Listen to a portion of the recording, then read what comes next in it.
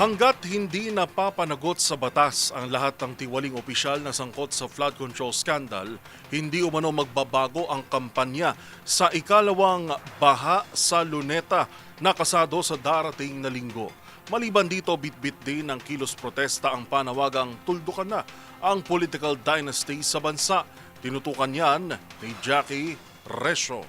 Panagutin at ipakulong ang mga nasa likod ng malawakang katiwalian at korupsyon sa gobyerno at mawakasan ang korap na political dynasties. Sa panayam sa programang Damdaming Bayan kay Professor David Michael San Juan, National Convener ng Taong Bayan Ayaw sa Magnanakaw at Abusado Network Alliance o TAMA na, sinabi niyang ito pa rin ang pangunahing panawagan sa Baha sa Luneta 2.0 rally sa darating na linggo, November 30. Gayunpaman, nilirespeto ni San Juan ang panawagan ng iba pang grupong lalahok sa rally na magbitiw sa pwesto sina Pangulong Bongbong Marcos at Vice President Sara Duterte. Aming publikong panawagan ay panagutin lahat ng sangkot, lawakan at laliman ng investigasyon kahit pa makarating sa palasyo, kahit na masaklaw ang buong gobyerno kung iyon ang kailangan para malaman ang katotohanan.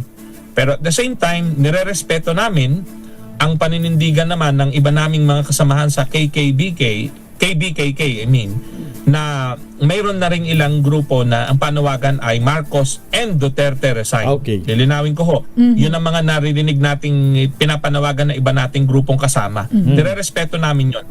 Wala kaming narinig pa sa mga grupong kasama namin na ang panawagan ay Marcos resign lang. Laging package, Marcos and Duterte resign. Ayon kay San Juan, inaasahang dadagsa sa Luneta ang higit sa 50,000 katao para sa rally sa linggo at coordinated na ito sa mga otoridad para matiyak ang seguridad at kapayapaan sa naturang aktibidad. Dagdag ni San Juan, hindi naman bahagi ng programa o kilos protesta sa Luneta ang naging insidente ng kaguluhan sa Mindiola noong September 21. Gayunpaman, may mga nakipag-usap na rin sa mga nasabing grupo na wag nang gumawa ng kahit anong makasisira pa sa imahe ng inaasahang kilos protesta sa November 30. May mga kasamahan naman kami na kinausap na yung mga tinuturing na leader nung ilan sa mga grupo na nandoon sa Mendiola. Kasi basically mga unorganized groups yung mga sinasabing na ng bato, etc. So may ginawa ng pagkausap sa mga kababayan natin na yon na tiyakin na sa November 30 ang focus natin yung pagpapanagot sa mga korap, pagwawakas sa korap na dinastiya, kasi kailangan yun ang makita ng taong bayan. Tama.